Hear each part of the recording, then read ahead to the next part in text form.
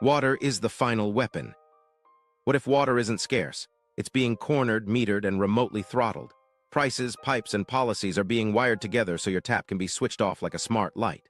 Three players, operators, lenders, and hedge desks are moving now under a legal framework most people never see. Dates, indexes, and a single treaty clause tie it together. Here, that's what actually happens. This isn't about climate, it's about control, and the countdown already started. Most people think drought drives prices, but the market incentives are built to profit from volatility. You need to know this before the 2025-2030 pressure window hits, when concession expiries, debt rollovers, index-linked hedges, and basin renegotiations converge. Stay with me, because one detail tucked into contracts unlocks the whole playbook. Here's the promise. I'm going to expose how a corporate, state water cartel is forming, where the 2025-2030 pressure point actually sits, and how it turns basic service into leverage you can feel on your bill and at your faucet. We'll map the players, the precedents, and the financial instruments that make scarcity pay. Then we'll walk straight into the clause that makes resistance expensive. Personal stakes right now. If your city has aging mains, rising fixed charges, or smart meter pilots, you're already in the system. Your next bill isn't just water, it's fuel prices, hedge payouts, and arbitration risk hidden in a line item. If someone in your home relies on a medical device, if you rent and can't fix leaks, if you've ever juggled a payment plan, this isn't theory. It's your kitchen sink, your shower, your kid's bath, on a timer you didn't set. The roadmap has 3 pillars and 1 cover. First, takeover, how concessions, roll-ups, and rate structures shift control without a headline. Second, precedent, how centuries of flow equals power got repackaged into modern covenants. Third, weaponization, why a shutoff isn't just a bill problem, it's a bargaining chip that disciplines cities. And the cover-up, it's wrapped in resilience, philanthropy, and data gaps that hide the price of compliance. Now the stakes. Roughly 4 billion people experience severe water scarcity at least 1 month a year, according to UNICEF. That collides with a growing push to privatize management, monetize risk, and price volatility. In the U.S. alone, a 2024 EPA assessment estimated 12 to 19 million households face unaffordable water bills, with an annual affordability gap of $5 and 1 cent to $8.8 billion. Add shutoff policies and tariff escalators, and you get a predictable pressure gradient. Most people think the problem is pipes. The real friction is incentive design. Urgency isn't abstract. The 2025-2030 window lines up 4 triggers. 1. Long-term concessions hitting midterm reviews and expiries. 2. Major debt refinancings that push rate cases. 3. Index-linked hedges and insurance that monetize drought volatility. And 4. Basin treaty review dates that shift release rules. Futures and options tied to indexes like NQH2O already exist to hedge or speculate on price moves. Insurance and cat bonds ride drought triggers. Everything changes when profit lives in volatility, not stability. Mini cliffhanger, buried inside cross-border infrastructure agreements is a dispute mechanism that can penalize a city for protecting its residents. We'll get to the clause later. First, you need the baseline. Baseline reality, the hidden water economy. On the surface, water looks simple. A utility, a bill, a promise to keep taps running. Underneath, there's a stacked market, rights, concessions, debt, indexes, derivatives, where access is packaged and repriced. Here, that's what actually happens and why the clock is already ticking. Start with rights. In stressed basins, water isn't just a flow, it's a ledger. Rights are auctioned, leased, banked, and transferred. California built a visible example. The Nasdaq Veals California Water Index, NQH2O, tracks prices from surface trades and adjudicated groundwater basins. It's a benchmark. CME listed cash-settled futures referencing that index so farmers, processors, and funds can manage or bet on price swings. The contract's only 10 acre-feet notional per lot, which makes it accessible. That's important. Small sizes let more actors play.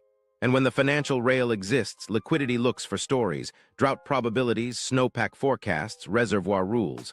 Once price has a ticker, scarcity has an audience. Now utilities. 2 models dominate, rate base and concessions.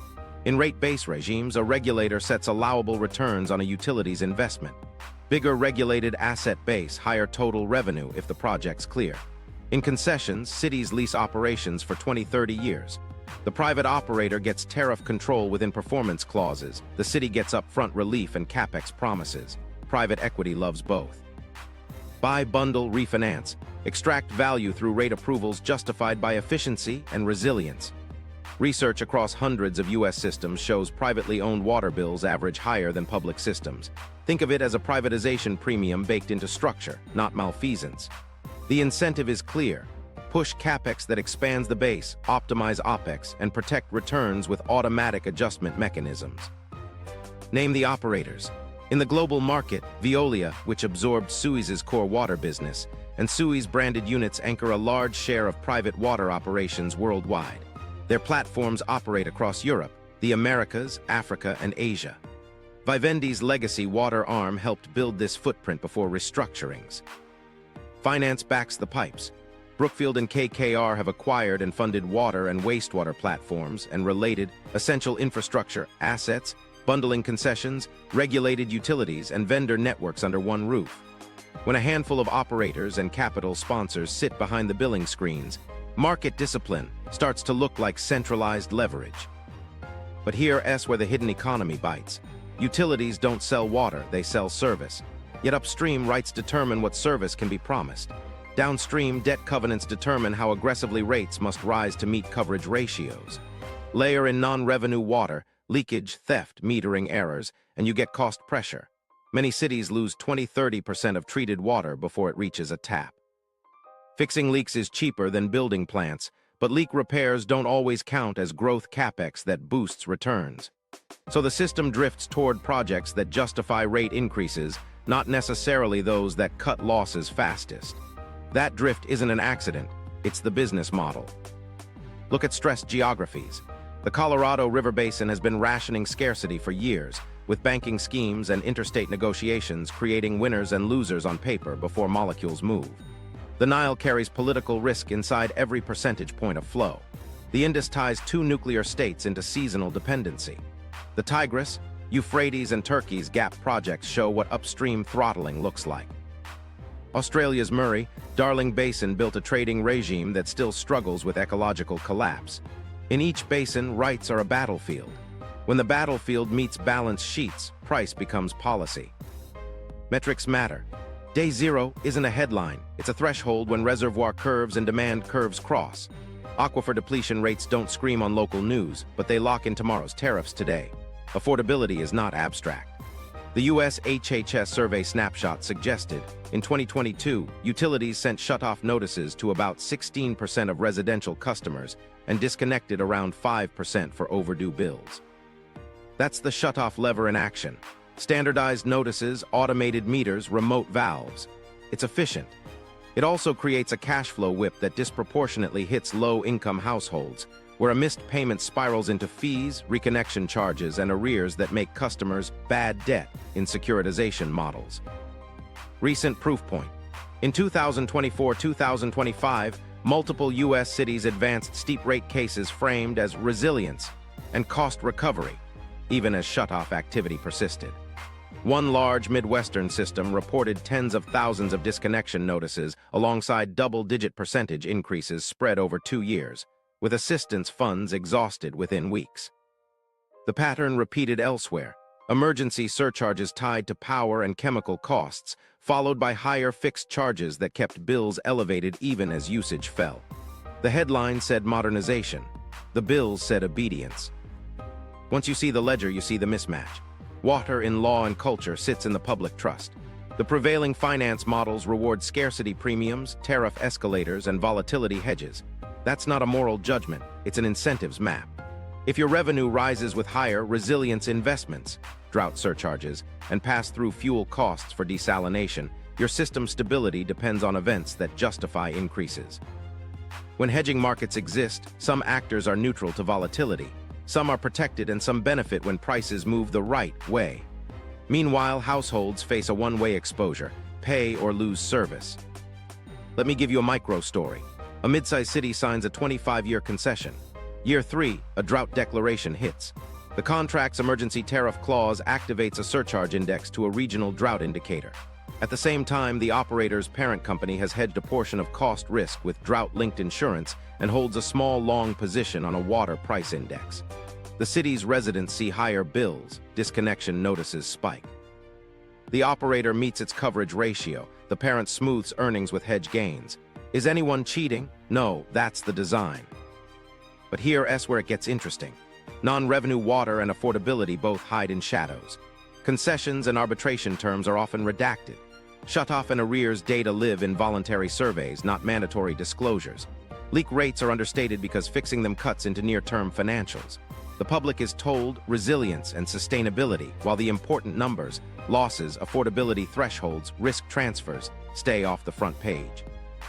Energy passes through to water when desalination or pumping dominates.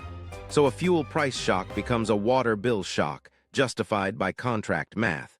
If you can trigger a surcharge with a clause, you don't need a press conference, you need a spreadsheet.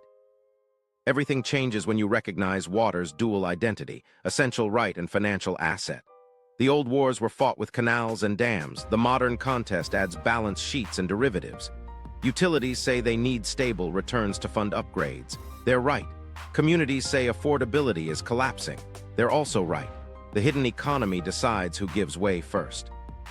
Once you understand that baseline, the historical pattern stops feeling ancient.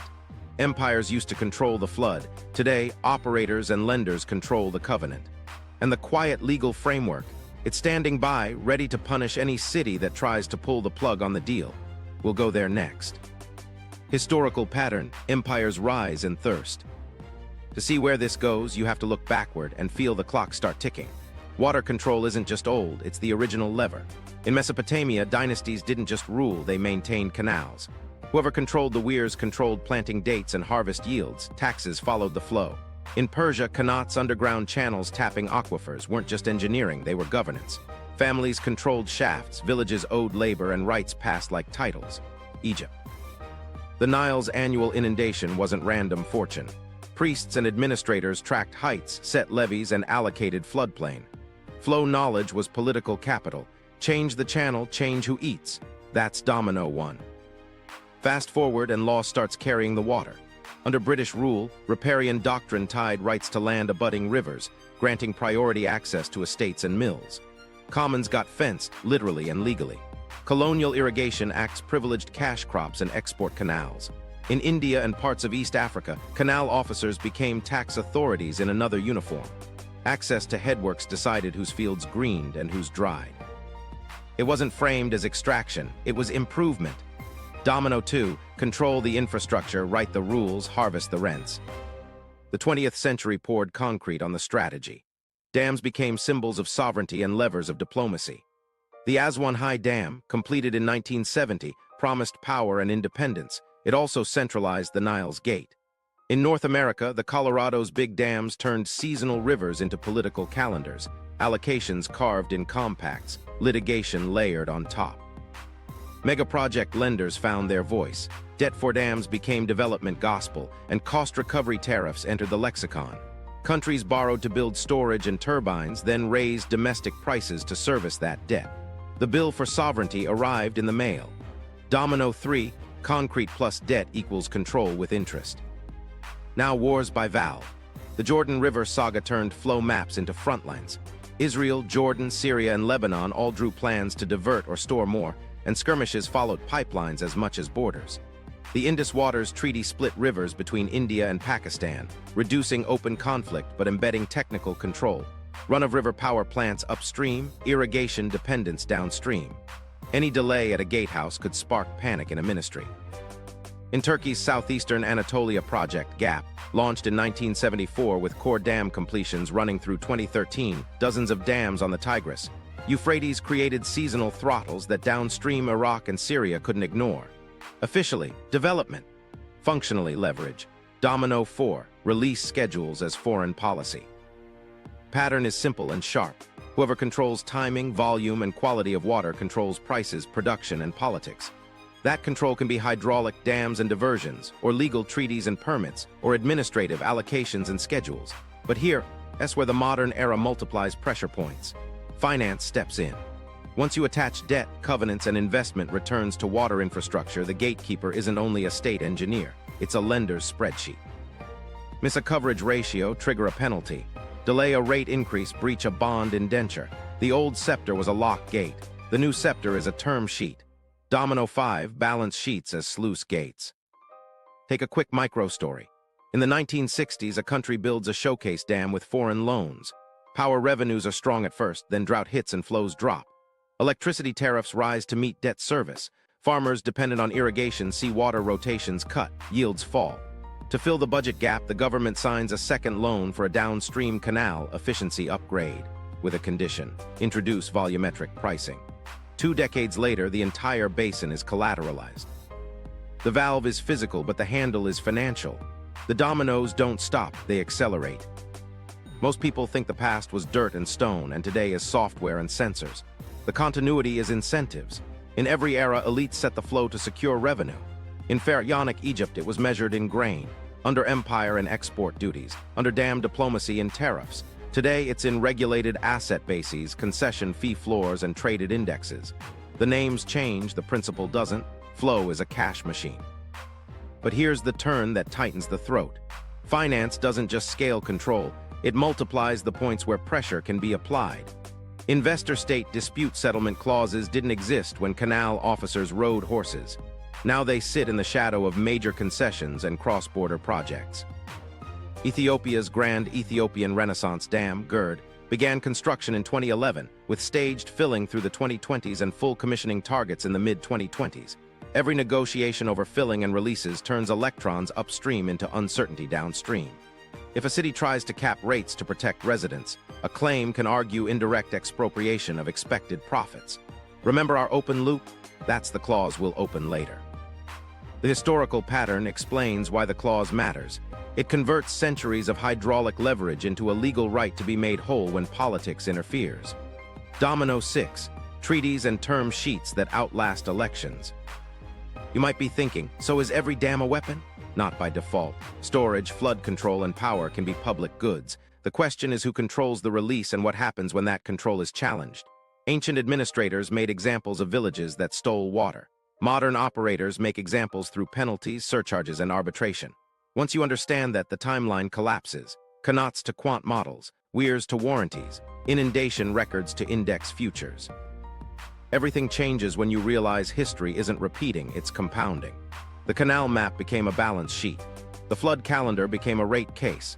Add derivatives and the past's local skirmishes become today's global bets. And because incentives drive behavior, the same old logic applies. Stabilize when it pays, toggle scarcity when it doesn't. Now that you see the lineage, AS1 1970, GAP 1974-2013, GERD 2011-2025, the next move, corporate roll-ups, won't look like a surprise. It'll look like the next chapter in a very old book with a tighter spine and sharper edges. The corporate roll-up. Okay, so here's where the playbook stops being theory and turns into muscle. The concessions model is the doorway. A city leases operations for 20 to 30 years, hands tariff setting to an operator within performance bands, and takes upfront relief, cash, capex promises, debt refinancing. On paper, it's modernization. In practice, it's a lien on future rates with teeth if you resist. Now the private equity version. Buy the operator or assemble a platform of regional utilities. Bundle contracts, centralize billing, standardize metering, and refinance with cheaper debt. The thesis is simple. Predictable cash flows, regulators who prefer stable rate paths, and performance clauses that let you push automatic adjustments. Fuel pass-throughs, drought surcharges, indexation to inflation. Efficiency becomes the argument for higher tariffs today to avoid bigger pain tomorrow. Micro story.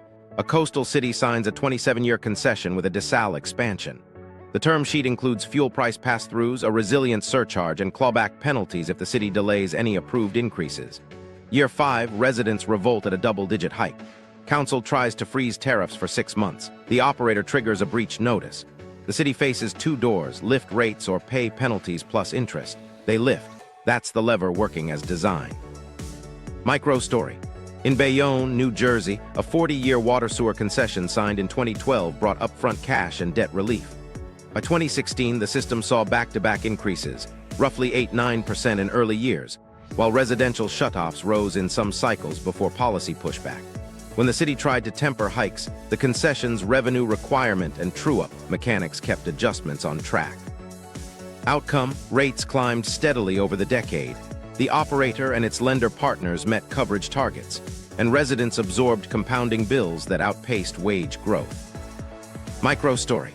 In Rialto, California, a 30-year PPP launched in 2012 with an upfront payment reportedly around $35–40 million and a $41 million capital commitment. Early years saw improved plant compliance and AMI rollout, but fixed charges rose and late fee revenues became a notable line item. When council members floated delaying a scheduled increase in 2016–2017, the agreement's clawback and breach provisions narrowed options, lift rates as planned or trigger penalties. Outcome: hikes proceeded. Leakage fixes lagged behind metering upgrades. The platform refinanced at a lower cost of capital and distributed dividends upstream. Tariff spikes aren't an accident. They're a feature of the financing stack. Investors pay a premium for inflation protection and volumetric exposure that can be decoupled from consumption through fixed charges. So bills rise even when households conserve. The operator hits performance metrics, pressure, quality, repair times, and still has room to request hikes for uncontrollable costs. Meanwhile, shutoffs become the collection backbone. Missed payments are disciplined through late fees, reconnection charges, and, if needed, remote valves. Arrears turn into securitized receivables or are factored to improve cash flow. City case snapshots show the pattern. After privatization, rate trajectories steepen, especially where adjustment mechanisms are automatic. Affordability programs exist, but they're often underfunded or time-limited. When local politics push back, clawback clauses kick in, penalizing the municipality for regulatory takings of expected profits. That phrase matters. It's the legal nerve that makes elected officials think twice before protecting ratepayers. Micro story. In Pittsburgh, Pennsylvania, the public utility entered a 2019 management partnership that accelerated AMI installs and corrosion control work after a lead crisis. As the system pursued multi-year rate increases, approved in 2020 and 2022, shutoff policies resumed post-pandemic with thousands of termination notices in subsequent cycles. When commissioners faced pressure to slow the next hike, bond coverage ratios and capital plan commitments boxed the decision. Outcome: higher fixed charges and multi-year increases proceeded. Assistance funds were oversubscribed within weeks each cycle. Investor calls highlighted constructive regulatory outcomes. Infrastructure lock-in is the underrated trap. Once an operator integrates SCADA, deploys proprietary meter data platforms, and restructures plants, unwinding the deal gets expensive. Even when cities remunicipalize, they often pay termination fees, assume employee liabilities, and inherit opaque vendor contracts. The sunk cost argument then justifies keeping the operator or renegotiating at the margins, not breaking the model. The pipes are public. The profit engine sits in the software, the service contracts, and the debt. Let's talk performance clauses. They look protective, targets for leakage reduction, water quality, response times. But here's the twist. If the operator misses, the penalty is often capped or can be offset against extraordinary cost claims. And if the city misses, like failing to authorize a rate schedule or delaying CapEx approvals, penalties can be uncapped and immediate. It's asymmetry tied to the capital structure. Lenders need certainty, so the contract creates certainty, and that certainty is paid by the customer. Quiet arbitration is the pressure chamber. Many concessions route disputes away from local courts into specialized venues. Hearings are confidential, filings are redacted, and awards can't always be disclosed. That means residents see the symptom, another hike, but not the process that compelled it. If you can't see the terms, you can't contest the incentive design. And yes, investor-state dispute settlement sits in cross-border deals, but even domestic concessions emulate that posture with private arbitration rules. Private equity adds velocity. Funds hold platforms 5 to 7 years. They must demonstrate value creation, higher EBITDA through rate paths, OpEx optimization, and bolt-on acquisitions. So you get roll-ups. A platform buys neighboring systems, centralizes procurement, trims headcount, and resets maintenance schedules. Leak repair might slip if it doesn't juice returns. Metering gets priority because it locks in revenue assurance. Data becomes an asset. Consumption profiles, elasticity estimates, credit scores, feeding models that forecast who can bear increases and where shutoff risk won't trigger political blowback. Here's a micro-reveal.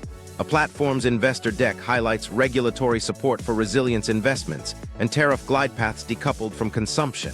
Translation: even if drought mandates reduce use, fixed charges and surcharges protect revenue.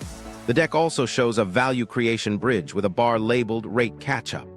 That's the spread between what the regulator allows and what the old public operator was charging. Capturing that spread is the deal. And the refinancing loop. Once earnings rise, the platform taps cheaper credit, pays itself dividends, and reloads for acquisitions. If interest rates spike, the argument flips.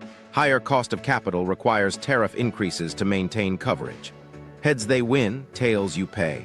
Not because anyone's villainous, but because the structure funnels every macro shift into a rate case. You probably sense the trap closing. Cities step in for short-term relief and emerge with long-term exposure. Operators promise efficiency and deliver it on their balance sheet. Ratepayers get stability language, investors get stability mechanics. And when a council finally says no, the contract points to penalties and the arbitration venue nods. The real secret is simple. Control the tariff algorithm, the data, and the dispute path, and you control the city. That's the roll-up.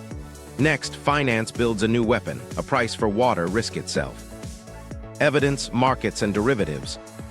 Now finance prices the risk itself. Most people think water markets are trucks and pipes. Here, that's what actually happens. Indexes, futures, options, and insurance turn drought into a number you can trade. When something gets a ticker, it gets a thesis. Start with the price indexes.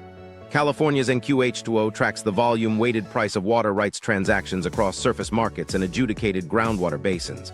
It's not a pipe, it's a benchmark. Futures listed on that index are cash-settled. No tankers, no canals, just exposure to scarcity, 10 acre-feet per contract. Small notional means farmers, processors, and funds can all touch it. Add options, and you can cap your upside pain or profit from a spike. So is that hedging or speculation? Both. A grower-facing allocation cuts might buy call options on the index as drought insurance. A processor might short futures to offset procurement risk. But here's the reveal. Liquidity attracts narratives. If snowpack is weak, if reservoir curves sag, if policy hints at new restrictions, positions migrate. You don't need a conspiracy, you need a story and a screen. Insurance joins the stack. Parametric drought covers and cat bonds tie payouts to triggers, reservoir levels, index values, standardized drought monitors. They pay fast because they don't argue losses, they check the gauge. Municipalities like speed, investors like yield. And because basis risk exists, you can now trade the difference between your pain and the trigger's reading. Finance smiles at basis. Then there's basin banking, trading rights within and across stressed regions. The logic is efficiency, move water to higher value uses. The friction is inequity. Those with capital can bank allocations during wet years and sell into dry years at premiums. It's legal arbitrage of time. Stack that with financial hedges, and you can be neutral or even net positive when physical scarcity hits your neighbors. Hedge funds aren't shy about the thesis. Scarcity premiums are durable where governance is slow and demand is inelastic. Municipal credit can wobble when shutoffs rise, arrears stack, and affordability programs are voluntary. That creates a vulnerability. Bonds backed by rate revenue are sensitive to political decisions, drought costs, and capital cycles. You can price that. Some funds already do, pairing shorts on muni credits with longs on water-linked risk to profit from policy delays. Now the incentive shift. Stability used to be the goal. Store water, price fairly, keep systems boring. But a portfolio that holds drought cat bonds, water index calls, and inflation-indexed utility equity doesn't mind volatility. In fact, it may welcome it. Not openly, no one says, we prefer chaos, but structurally. If your total return improves when scarcity is priced, the system won't prioritize the fastest route to stability unless it's paid to. Micro story. A food company sources from a basin staring at a 2-year dry spell. Procurement hedges with NQH2O calls. The city serving the processing plant adds a drought surcharge and accelerates metering to reduce losses. Consumption falls, fixed charges rise to keep revenue whole. The company's input costs go up, but hedge gains offset. Residents see higher bills and more shutoffs. Who carries the shock? The unhedged. Now add reinsurance. Global players package drought risks from multiple basins into insurance-linked securities. Investors get non-correlated yield until climate teleconnections line up and everything moves together. When that happens, premiums rise next cycle. Those premiums flow back into rate cases as uncontrollable costs, justifying tariff increases. The derivative you never saw shows up on your bill as a line you can't parse. Let's tackle the defense. Proponents say markets reveal scarcity, create incentives to conserve, and fund innovation. There's truth there. Price signals matter. But if the market rewards scarcity premiums more than it rewards leak repair, aquifer recharge, or governance reforms, you shape behavior. Remember non-revenue water. Fixing leaks reduces volumes billed and can depress index prices. That's good for households, bad for certain trades. Which gets prioritized depends on who's holding what. International spillover is real. Cross-border desalination deals pair water offtake with fuel pass-throughs. A spike in energy prices can cascade through water tariffs, triggering insurance payouts and derivative gains for counterparties hedged correctly. On a spreadsheet, risks are transferred. In a city, they're felt. You might ask, so should nobody hedge? Not the point. Hedging can protect utilities and farmers from shocks. The issue is governance. Who can access hedges, who pays their premiums, who benefits from payouts, and how transparency works. If hedge gains accrue to corporate parents while retail customers absorb surcharges and shutoffs, you've privatized upside and socialized downside. Here's the quiet part. Once a tradable index exists, data becomes a commodity. Meter readings, basin transfers, groundwater levels, timing that info becomes alpha. If disclosure lags or is gated by paywalls and NDAs, sophisticated players trade ahead of the public. The market doesn't need perfect information, it needs an edge. That edge can sit in your city's SCADA logs. Everything changes when you realize the market is not evil, it's amoral. It prices what's allowed. If law and contracts let scarcity be monetized without guardrails on affordability and leakage, capital will do its job. That job isn't justice, it's returns. Markets are one lever, the other is international law. And when those two levers pull together, even elected councils struggle to push back. Evidence, treaties, traps. Now the other lever, international law. Most people think treaties lock in peace. Here, that's what actually happens. Asymmetries get encoded, and emergency language becomes a handle you can pull when politics gets inconvenient. Start with upstream versus downstream. Upstream states build storage and peaking power. Downstream states depend on timing for irrigation and drinking water. That asymmetry doesn't vanish in a treaty, it's managed. Clauses promise no significant harm, equitable and reasonable use, and timely data sharing. Sounds fair. But if upstream holds the gates and upstream controls daily flow schedules, downstream lives on trust plus spreadsheets. Trust has a bad credit rating in drought. Data sharing is the quiet loophole. Many agreements require periodic reporting, not real-time telemetry. Upstream can comply while delaying hourly releases, sediment loads, or temperature readings. That lag turns downstream planning into guesswork. Meanwhile, project finance loves compliance, not outcomes. If the clause says monthly basin bulletin, a PDF satisfies it. Your crops don't grow on PDFs. Then the emergency allocations. Treaties often include carve-outs for drought, power grid stability, or national security. Upstream can throttle for domestic electricity needs. Downstream must consult. Consultation is a meeting. Water is a release. Because emergencies are defined by the party declaring them, incentives shift toward declaring more earlier, longer. No conspiracy needed, just a clause with low proof thresholds. Cross-border desal contracts add a new twist. Country A supplies water from a coastal plant. Country B commits to a take or pay offtake index to fuel prices. If fuel spikes, tariffs rise automatically. If Country B tries to cap rates to protect households, the contract routes disputes to international arbitration. Remember that investor-state vibe? Even sovereign-to-sovereign deals now mirror private protections via neutral forums. Outcomes can include damage awards for indirect expropriation of expected returns. A legal way to say, you owe us for keeping prices affordable. Fuel for water swaps multiply leverage. An upstream gas exporter locks a downstream neighbor into water volumes priced off LNG indices.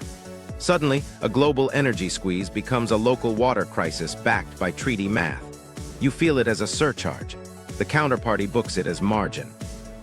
Let's talk venues. Arbitration forums, ICSID, UNCITRAL, regional centers promise neutrality. They also promise privacy. Filings are redacted, proceedings are closed, awards can be sealed.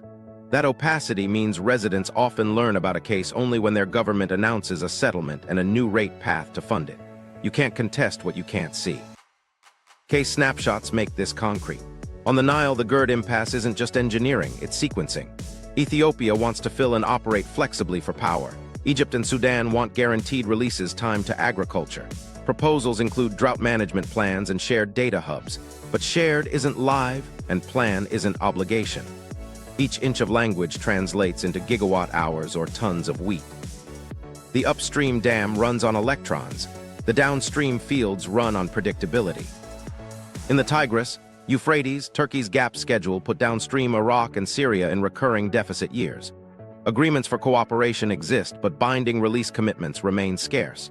Construction timing matters. Complete upstream storage first and you negotiate from a lake. Build downstream canals first and you negotiate from a ditch. That sequencing is a tactic, and it's lawful when the text is vague. Basin banking across borders adds friction. When treaties allow allocation trades, wealthier districts can buy paper water and move it through infrastructure built with public funds. In dry years, price spikes favor those who banked. If a government tries to freeze trades to protect smallholders, an investor can claim market interference under a trade or investment chapter. Cue arbitration again. You might be thinking, aren't there safeguards? There are. Environmental flows, minimum human needs, public interest exceptions. But the teeth live in the damages side, not the exception side. If a tribunal finds you violated an investor's legitimate expectations, you pay, often with interest. That future liability sits on a finance ministry balance sheet and whispers in every cabinet meeting where someone proposes a shut-off moratorium or a tariff freeze. Micro story. A coastal nation signs a 25-year desal PPP with water priced to Brent. Year 7 oil jumps, household bills spike, parliament caps tariffs. The operator files under a bilateral investment treaty, indirect expropriation, unfair and inequitable treatment. Arbitration drags 2 years, the award grants damages plus costs. To pay, the government securitizes a surcharge across all customers. The cap returns as a fee. The clause works. Now the new clause is creeping in. Mandatory data rooms controlled by operators, where states can view but not download operational data. Stabilization provisions freezing regulatory changes for decades. Step-in rights allowing lenders to replace operators without public consultation. Most favored language that upgrades old contracts whenever you grant a better term to anyone else. Each sounds technical. Together, they lock policy. You need to know this, treaties aren't just between states anymore. They're nested: trade agreements, investment treaties, concession contracts, side letters, credit agreements. Insert 1, survival clause and obligations outlast elections. Insert 1, emergency allocation and drought becomes profitable. Insert 1, confidentiality article, and the public never sees the model that set their bill. Everything changes when you realize the law doesn't stop the weapon, it legitimizes it. Upstream can delay and declare. Downstream can plead and pay. Operators can arbitrate and collect. Citizens can organize if they can find the terms. And that's why most people don't see it. The evidence is buried in NDAs, annexes, and arbitral awards no one can read. We'll pull the curtain wider, because once the PR machine starts talking resilience, the bill already has a foot in your door. Weaponization, nations, and choke points. Now scale the hostage logic to borders. Nations get squeezed at choke points where rivers, food, energy, and transit knot into one lever, and the hand on that lever isn't always the one you elected. Start with river throttles. Upstream dams turn timing into policy. Release patterns can be technically compliant and still starve downstream irrigation at critical weeks. A 2-week delay at planting season costs yields, forex earnings, and food prices. Upstream can claim grid stability. Downstream gets bread inflation.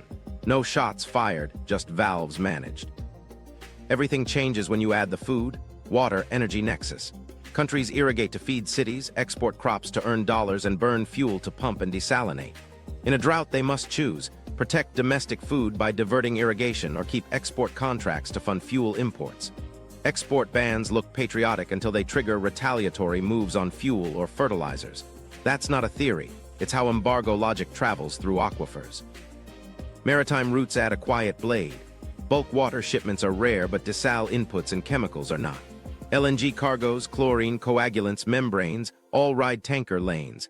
A disruption drives fuel prices up and treatment costs higher, activating pass-throughs in national tariffs. The spreadsheet calls it uncontrollable cost. Households call it Tuesday. Water for recognition. Diplomacy is the soft sell with a hard end. A state facing scarcity signs a normalization deal or basing rights agreement packaged with cross-border water or desal supply. The announcement frames peace and sustainability. The annex pegs volumes to fuel and security cooperation. Votes at international forums begin to correlate with pipeline pressure. With one clause, sovereignty becomes conditional hydration. Refugee pressure weaponizes scarcity's second-order effects. Dry fields push rural families into cities, then over borders. Transit countries already strained become levers. Support our water project or watch flows increase. Destination countries consider aid tied to stability corridors, which quietly means dams, desal, and patrols. Scarcity migrates, so does leverage. Here's a micro story. Country A completes an upstream dam and announces a filling schedule aligned with its power demand curve. Country B downstream faces a heat wave and low snowmelt. Its crops wilt. It imposes an export ban on wheat. Country C, a fuel supplier to B, retaliates by tightening credit terms. B must dip into reserves, devalue its currency, and raise water tariffs. Protests erupt. B asks A for emergency releases. A offers a side letter, more flow for grid interconnection, and a defense MOU. The pipeline becomes a treaty. The treaty becomes a leash. Now the finance overlay. Sovereigns borrow to build storage, transfer systems, and desal. Debt service consumes fiscal space. Lenders require tariff reforms and cost recovery. Miss the reforms and concessional finance dries up. Turn to private capital and stabilization clauses freeze policy for decades. Try to shield low-income households, and investors cite legitimate expectations in arbitration. The constraint isn't just hydraulic, it's contractual. Choke points aren't only rivers. Deltas and estuaries concentrate industry. Salinity intrusion from sea level rise forces expensive upgrades. Currency swings amplify costs. If you import membranes and sell water in local currency, a devaluation is a hidden drought. Hedge if you can, pass through if you must. Either way, the factory keeps running before the tenement does. Security planners fold water into posture. Naval protection for tanker lanes, special forces guarding headworks, cyber units defending SCADA. In a crisis, military priority can reassign power, which reassigns pumping, which reallocates water. Civilian rationing follows an order book you'll never see, justified by national security. The valve, again, wears a uniform. Everything gets sharper with climate whiplash. Multi-year wet spells lull planners, abrupt droughts expose over-allocated basins. Models miss timing, contracts don't. Emergency clauses kick in. Consultations multiply, downstream ministries scramble. In that scramble, deals get signed. Swap gas for water, swap votes for volumes, swap basing rights for desal expansion. Each swap narrows policy later. You're probably thinking, is there any relief valve? There are, but they require alignment. Basin-wide live data with third-party verification reduces upstream information advantage. Guaranteed environmental and human needs floors insulate drinking water from power cycles. Joint drought plans with automatic adjustments replace ad hoc pleas. Currency risk facilities and regional fuel hedges stop energy spikes from detonating water bills. And yes, public finance with affordability covenants beats take or pay traps. But incentives decide if any of that lands. If upstream leadership gains domestically from strongman gatekeeping, if downstream elites profit from grain imports over supporting smallholders, if lenders prioritize bankability over equity, the choke point stays monetized. Markets then do what they do, amplify whatever the text allows. One last micro reveal. A coastal pair signs a gleaming water peace package, shared desal, joint pipeline, green hydrogen pilot. Photo ops glow. The annex pegs water prices to an energy index and grants lenders step-in rights. 3 years later, energy spikes. The upstream partner insists on full pass-through, the downstream caps household rates. Arbitration looms, bond spreads widen, a stability fee appears on bills, the peace holds, the leverage bites. So where does this leave nations? In a world where the main battleground is a calendar, a contract, and a canal. Control flow, control food, control fuel, control votes. If you're not shaping those terms, they're shaping you. And the clock we opened at the start, it's now tied to treaty review dates, dam commissioning, and debt rollovers. The map is set, the next fights are scheduled. The 2025-2030 flashpoints, map of the next fights. Now the clock. The next 5 years aren't random, they're scripted by contracts, dam schedules, treaty reviews, and debt rollovers. Here, S where pressure concentrates and why. Start with MENA. In the Gulf, desal dependence ties water to fuel. Any spike in LNG or power prices passes through to tariffs via take or pay clauses. Cross-border desal partnerships look like regional integration. but watch the annexes pegged to energy indices and the arbitration venues parked offshore. In North Africa, old river allocations and new private concessions collide with debt constraints. Governments promising affordability while servicing infrastructure bonds hit 2026-2028 refinancing cliffs. Several sovereign Eurobonds in Morocco, Tunisia, and Egypt roll in that band, and municipal utilities with PPP exposure will face linked cost of capital hikes. A bad harvest plus a currency wobble becomes a water bill crisis, then a street crisis.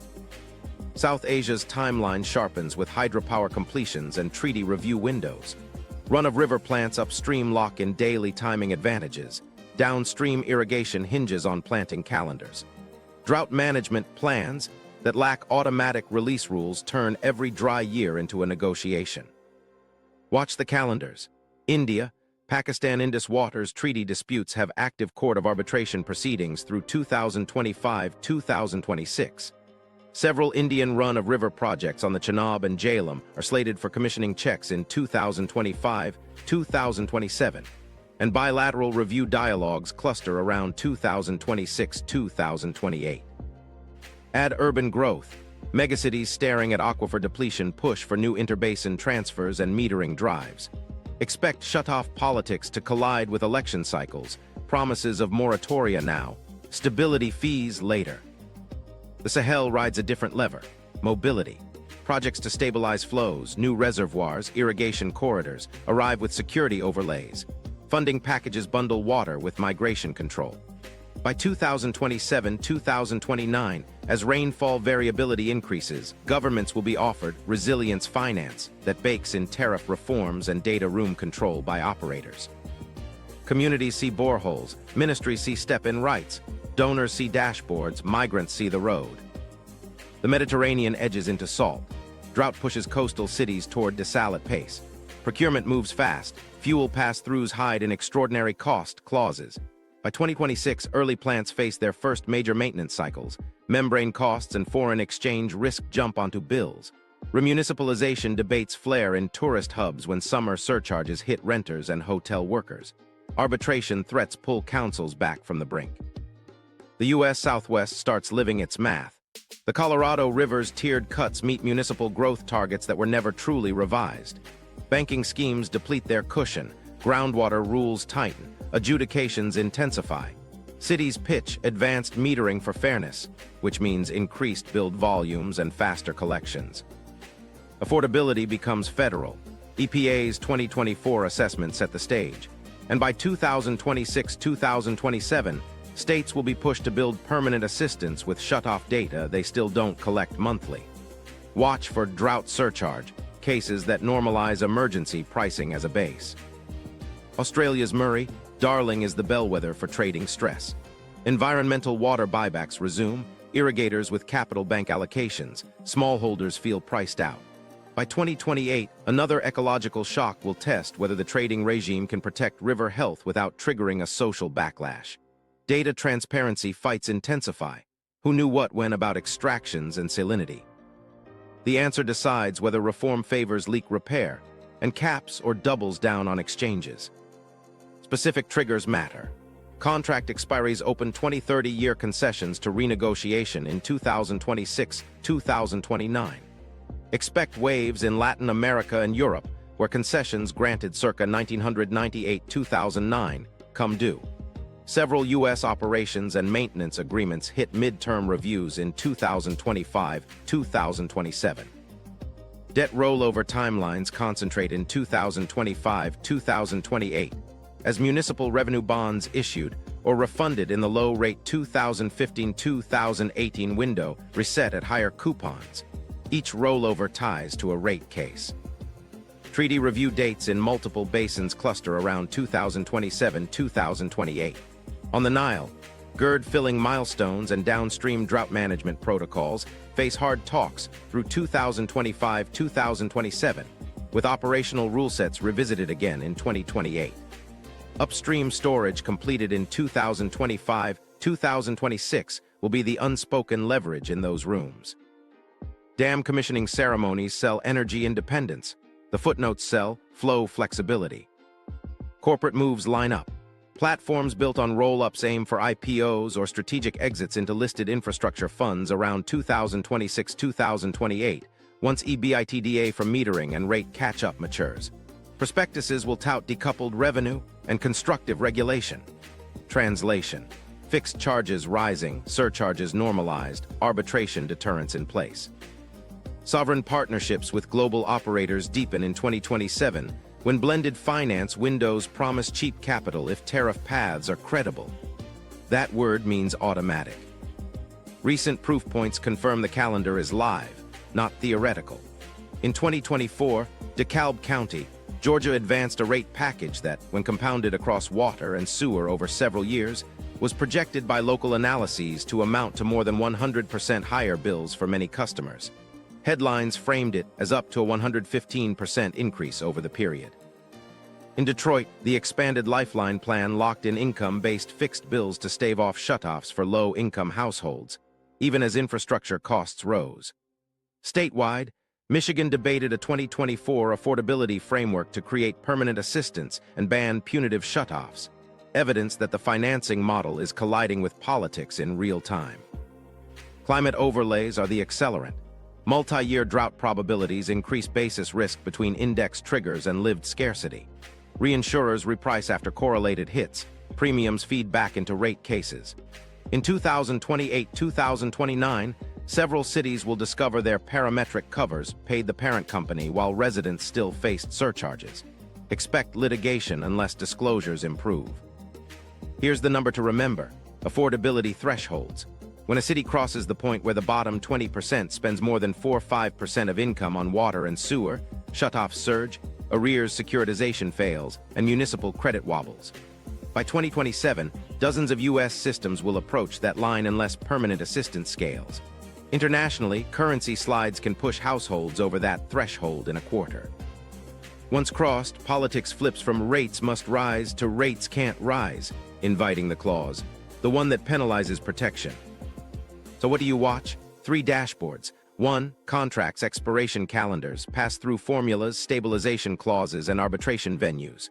2. Hydrology storage levels, aquifer gauges, and environmental flow compliance with live third-party telemetry.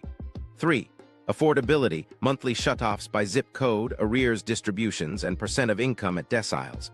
When those 3 turn red together, a flashpoint is imminent. You probably feel the pattern: scheduled fights, engineered leverage. But knowing the calendar is power. It's the difference between reacting to a surcharge and blocking the clause that makes it inevitable. The map is lit. The next question is simple: how do you contest terms without breaking taps? Counter moves: how this gets fought. Okay, so here's the thing: you can't out-lobby a balance sheet with vibes. You need levers that change incentives, force disclosure, and hard-code affordability. This isn't theoretical, it's a playbook. Start with legal ground. The public trust doctrine says essential water services serve a common good. Embed that in state law for drinking water and wastewater. Pair it with statutory shutoff bans for medically vulnerable households, extreme heat and cold, and families with children, plus hard caps on reconnection fees. Write due process into disconnections, multi-language notices, live human review, and mandatory good faith payment plans before any shutoff. Now the transparency hammer. Pass city and state mandates for monthly disclosure, machine-readable, of shutoffs by zip code, arrears distributions, disconnection durations, non-revenue water broken into real versus apparent losses, and district-metered area flows. Require public posting of procurement contracts, AMI specs, SCADA integration scopes, and all pass-through formulas, with security-sensitive details narrowly redacted and independently audited. If an operator claims proprietary, they don't bid. Kill the black box. Ban confidentiality clauses that restrict elected officials from disclosing concession terms. Force arbitration sunlight. Any dispute involving public money must publish claims, defenses, and awards within 90 days, with redactions narrowly tailored. Where investor-state clauses apply, push national legislation to opt out of ISDS for water and sanitation, or to adopt an exhaustion of local remedies rule.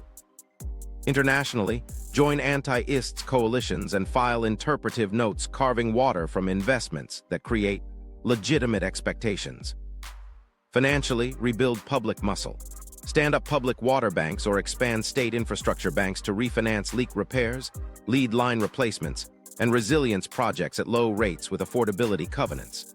Write covenants that prioritize leak reduction ROI over capacity expansion and tie executive bonuses to gallons saved per dollar.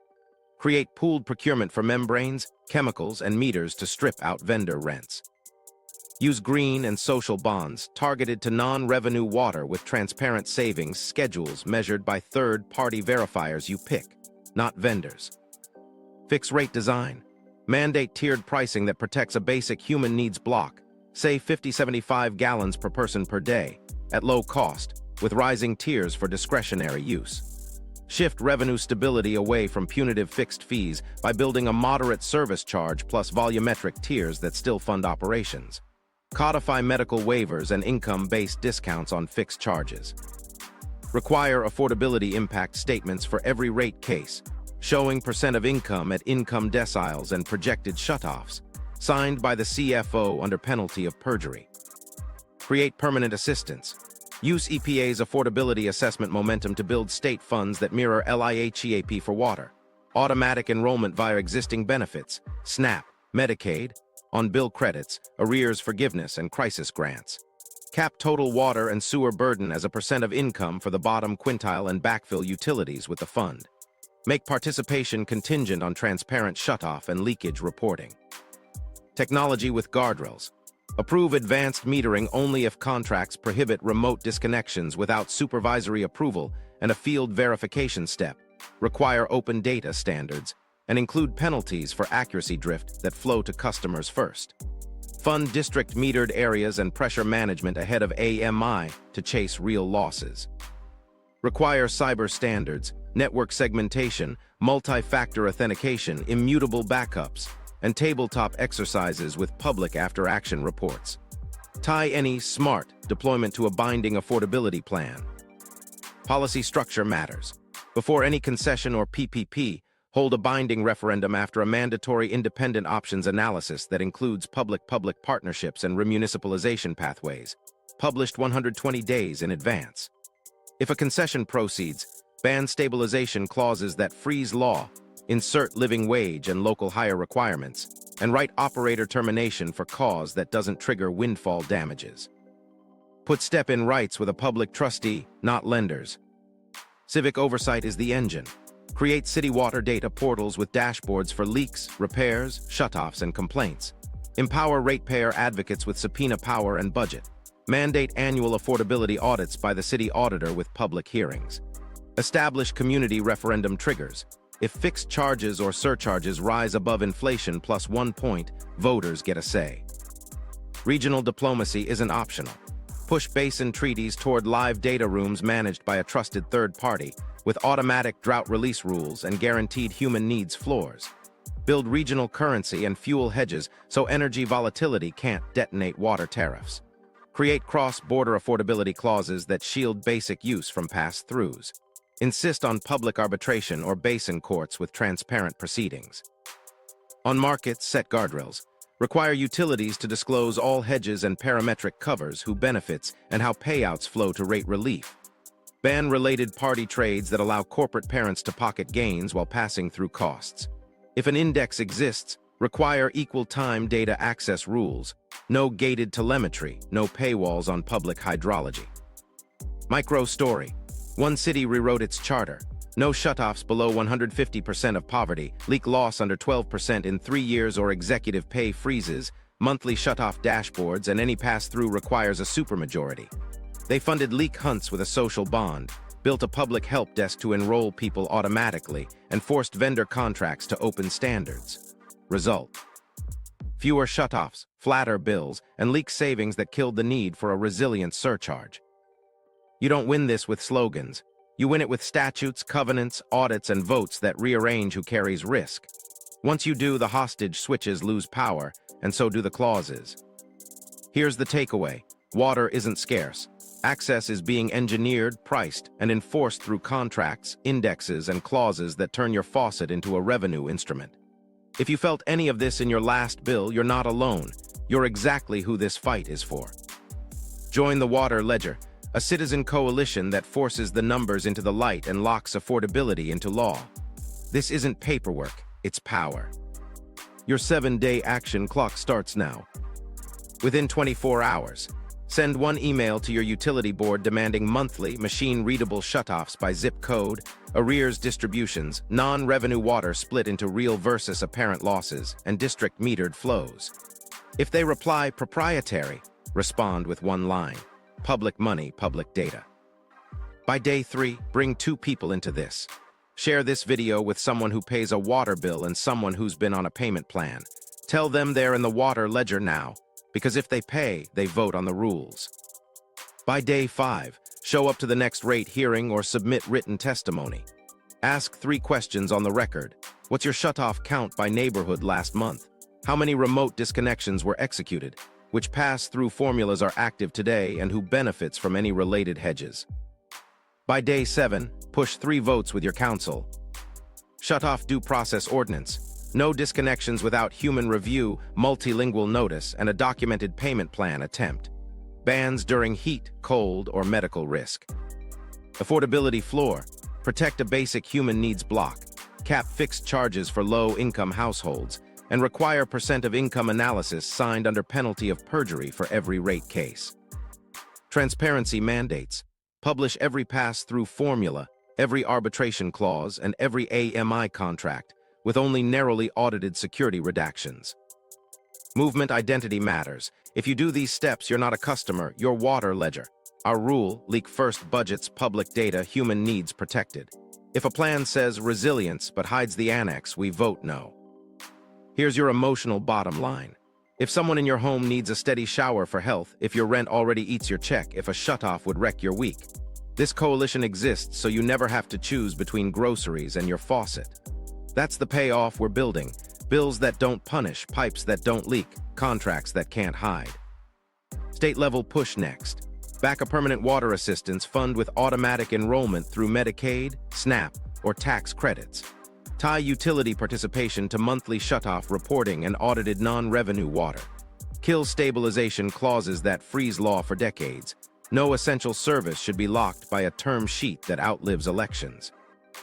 Basin fights. Demand live, third-party verified data, drought rules with automatic human needs floors, and public arbitration.